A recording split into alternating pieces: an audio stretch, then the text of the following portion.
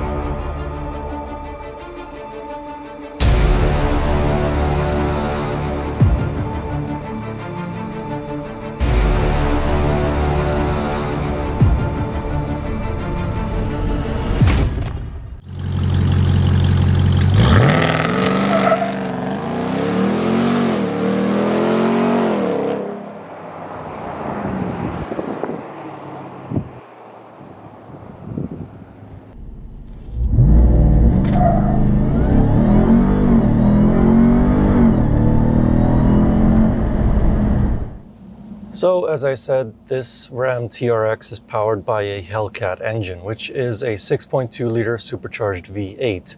It's basically a drag racing engine made for the street. In the Charger and the Challenger, at least the 2020 model, it produces 717 horsepower. For the TRX, the engineers had to detune it just a little bit. So it now produces only 702 horsepower and 650 pound-feet of torque. Only. That's still quite a lot. Ram claims a 0 to 60 mile an hour time, or 96 kilometers an hour, of around 4.5 seconds. But other publications like Car and Driver and MotorTrend have tested this TRX and they actually managed to get as low as 3.7 seconds. That's extremely impressive for a truck that weighs almost 3 tons. That's supercar, well, not really supercar, but really fast sports car territory. To achieve this impressive time, the Ram TRX comes equipped with launch control like you would find in a sports car. Best of all, it's not a complicated system to engage like in other fast vehicles. Simply press the button, follow the prompts on the instrument panel, and let go of the brake. And of course, this engine not only produces a boatload of power and torque, but it also produces some very intoxicating noises. From the front, you have the wail of a banshee, and from the back, you have the roar of a kraken. That's really the best way that I can describe how this engine sounds. Have a listen.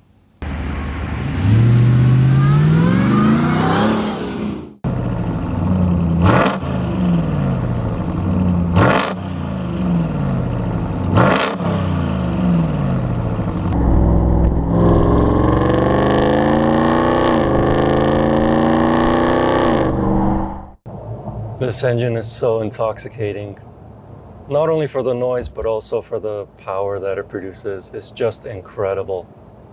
But there is a big price to pay, and I'm not talking about the actual price of the truck. I'll tell you what that is towards the end of the video.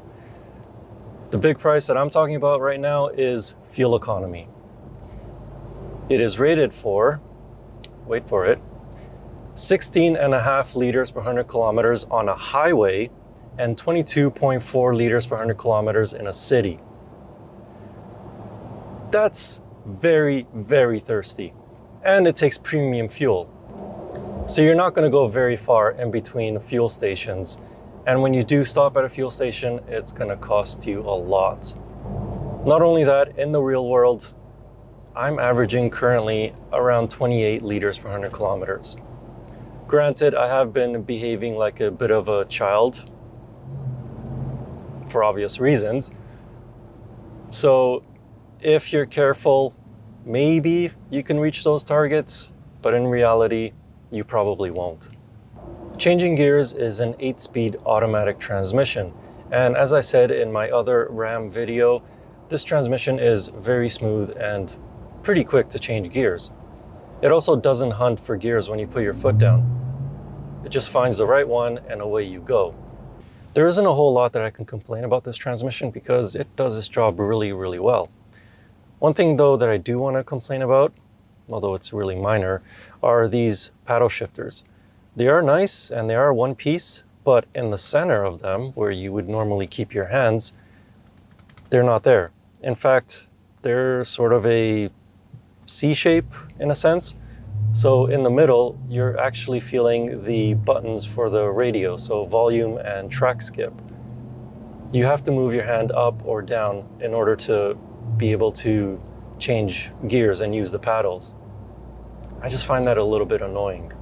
You can change gears with a shifter, put it into sport, and then move it forward or back to change gears, but these paddles, I don't like them. Stopping the 2,880 kilogram truck are, well, regular brakes. I was expecting some fixed 4-piston or 6-piston calipers on the front at least, but it just has regular floating calipers. They do a decent enough job of bringing the truck to a stop, but the pedal feel just isn't quite as firm as I would have wanted it to be from a Baja-inspired pickup truck. On paved roads, there is of course some body roll, but the big truck will go around corners with a surprising amount of agility. It's not going to win a race against a sports car around a twisty racetrack, unless the TRX cuts a few corners, which it can do, but for what it is, it feels enjoyable to chuck it on a twisty mountain road. However, this truck was meant to go fast off the beaten path. The 18-inch beadlock wheels, as equipped, are wrapped around 35-inch all-terrain tires. On all four corners, Bilstein Blackhawk E-shocks provide damping against numerous bumps, ruts, and jumps that the TRX may face. These shocks each have their own remote reservoir for better heat management and consistent damping. Depending on which drive or off-road mode the truck is in, the Bilstein shocks can resist more of the bumps or absorb them. The frame of the TRX has also been beefed up to not only handle high-speed off-road driving, but also any jumps that the truck may encounter. Yes, this almost 3-ton truck can fly. Four-wheel drive is standard on the Ram TRX, as is a locking rear differential, but unlike other four-wheel drive systems, this one does not have a two-wheel drive setting. It's four-wheel drive auto, four-wheel drive high, and four-wheel drive low. Four-wheel drive auto is what you'll be in for daily and on-road driving, but you can also leave it in that mode for the majority of off-road modes while the computer best decides at which axle to send power given the off-road situation.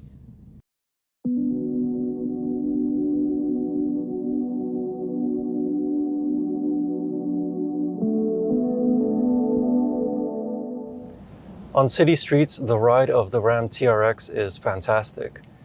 It doesn't have the air suspension of other Ram models, but these Bilstein shocks and really thick sidewall tires do a really good job of absorbing potholes and undulations and really poorly maintained city streets. Off the beaten path, the truck is easily one of the most comfortable out there when driving on a deeply rutted forest road or just a sandy beach. Obviously, you're going to feel the bumps, but it's not like in other off-road rated pickup trucks like the GMC Sierra AT4, where you have to watch your speed, otherwise it shakes your fillings loose. You can almost drive at any speed, and the Ram TRX's suspension will soak it all up. There is a noticeable amount of noise intrusion into the cabin from the all-terrain tires when driving on a highway. But because this is a Ram pickup truck which has one of the best insulated cabins, it's not overly intrusive like how it is in its GMC and Chevrolet rivals. But of course, the best noises that intrude into the cabin are the supercharger whine and exhaust roar. To be honest, these are the noises that you wish were just a little bit louder inside the cabin. This being a Ram pickup truck to begin with, the interior is fantastic. It's no surprise to me as to why Ram picked up another MotorTrend Truck of the Year award. 3 times in a row now. All the materials are of really good quality. There's suede on the center console and on the top and bottom of the steering wheel. This particular one also has carbon fiber trim on the steering wheel and on the dashboard a bit. Leather is very nice as well, very soft on the seats. And there's really nice contrast red stitching all on the dashboard and again on the seats. As for space in the Ram, I'm 6'4" and I feel small in here. Legroom is obviously very good. I can further move the seat back if I want to, and headroom is plentiful. In the back, again, more space for my 6'4" stature. Even behind my driving position, my knees feel like they are miles away from the back of the driver's seat. Those back seats as well, they are heated and ventilated, and they can also recline. You can lift them up and have a little bit of small item storage underneath them. And there's also plenty of light thanks to the giant panoramic sunroof.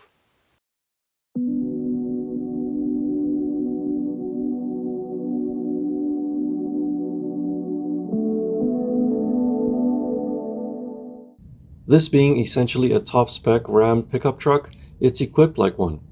It has the aforementioned panoramic sunroof, surround view cameras, a rear camera mirror, a head-up display, adaptive cruise control, lane departure warning with lane keep, automatic emergency braking, front and rear parking sensors, trailer reverse steering, and auxiliary buttons for added electrical components. In the center, you obviously cannot ignore this tablet-style touchscreen. The infotainment system itself is very good and very responsive to your inputs. Scrolling through the menus is very easy to figure out if it's your first time. However, the performance pages take quite a considerable amount of time to load up on cold startup, about 30 seconds or so. But once they do load up, scrolling through them is very easy. To each side are your climate control buttons, so you don't have to dig through the system to adjust that. However, you do have to dig through it if you want to change your heated and ventilated seats or heated steering wheel functions. The exterior of the 2021 TRX exudes a rugged look. However, to some, it's not as distinctive enough from the regular Rebel trim of the Ram. It shares a similar grille, similar headlights and taillights, and similar bumper. But there are some differences besides the TRX lettering on the side and on the hood.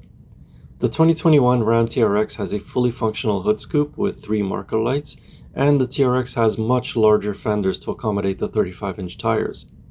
The fenders give the truck a very wide stance and also physically make it wider than the standard Rebel trim. I personally like how the truck looks with the wider fenders and aggressive hood scoop. What I don't like, however, is the extra tire and wheel in the bed. Sure, it does add to the Baja look, but it makes the bed completely useless for anything other than carrying around an extra wheel. By the way though, there's another spare wheel underneath the bed. So this truck is carrying 6 wheels? Thankfully, the in-bed wheel is an accessory, so it's not a standard feature on the Ram TRX. So in the end, is the 2021 Ram TRX worth it? Well, for the simple fact that it brings out my inner 9-year-old, and I'm sure it will for you as well, yes, it is definitely worth it. Do you need a 700 horsepower super truck? Probably not. In fact, if you look up the word excess in the dictionary, I'm pretty sure it'll show a picture of this thing. But do you want a 700 horsepower super truck? Yeah, who wouldn't? However, there is a really, really big price to pay for this, and that is $95,000 Canadian, starting. If you spec it up like how this one is, you're looking at around $120,000 Canadian before fees and taxes. Compared to the Ford Raptor, well, I can't really compare it against the new one because at the time that I'm filming this, Ford hasn't announced pricing for it. But compared to the last generation, that Raptor started at around $76,000, $77,000 Canadian, which is significantly less than this. Granted, the Raptor doesn't have as much power as this, and it has a V6, at least for now. The new generation Raptor should be coming with a V8, so that'll be really interesting to see whether or not this TRX will eat the new Raptor, or if the new Raptor will leave the TRX in the dust. I want to see that comparison, don't you? Subscribe. I'll see if I can make that happen later in the year or 2. Who knows? Sometime in the future. But anyway, for right now, if you want to know more about this 2021 Ram TRX, I wrote a more detailed review of it over on my website. You can find that link in the video description. And as always, I will see you in the next car or truck or maybe a Hellcat powered SUV. Who knows? Anyway, thank you for watching. Please like and subscribe. and I'll see you in the next video.